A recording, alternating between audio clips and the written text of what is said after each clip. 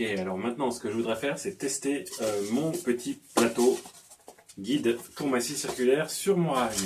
Donc c'est celui qu'on a fait l'autre jour. J'ai commencé par une planchette d'OSB de 6 mm. Ensuite j'ai coupé et raboté des guides pour pouvoir se mettre sur le rail de la scie.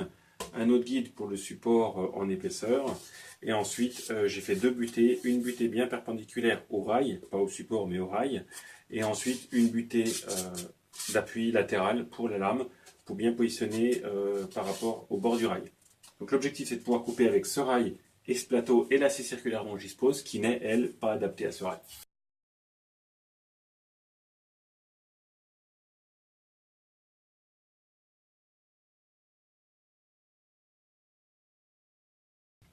Donc ce qu'on a coupé c'est parfaitement droit, ça il n'y a pas de souci. Donc ce qui va me permettre de pouvoir utiliser ce guide pour faire des coupes de grande longueur. Il faudra juste que je tienne compte de l'épaisseur de la planche, de l'épaisseur du rail quand je mettrai la jauge de profondeur. Mais en général, je ne la mets pas, je mets la lame à fond.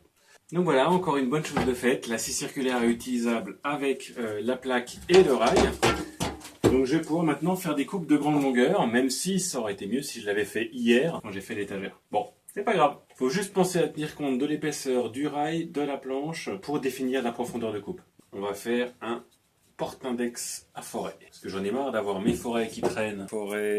Mes forêts longs, mes forêts courts, mes forêts Forstner, mes forêts à bois, mes forêts à métaux, enfin bref. Et même mes cônes à chanfreiner. Et je souhaiterais m'arranger pour que tout ça se soit bien présenté. Support à forêt, on va pouvoir faire des trous pour la taille de chaque forêt. Et au final, ranger les forêts dans ce cône-là. C'est parti ?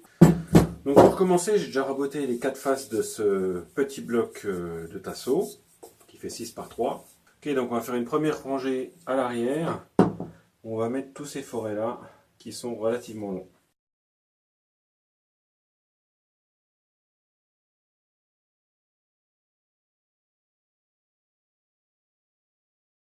Tadam! Alors voilà, j'ai mon index avec 18 forêts rangées dedans, avec chacun leur place et à chaque fois une petite indication sur leur nom, L comme long, S comme court, H comme hexa et T comme triangle. Et là, l'avantage, c'est qu'ils sont tous chacun à leur place. Quand il en manque un, je sais où c'est qu'il est. C'est la même présentation que la boîte à tarot, sauf que la boîte à tarot, elle est en métal. Donc maintenant, quand je vais en forêt, soit il est directement accessible, et je l'attrape et je le range. Soit j'ai besoin d'un long, je le sors, et puis hop, je le remets à sa place ensuite. Et alors, ça c'est une grande première.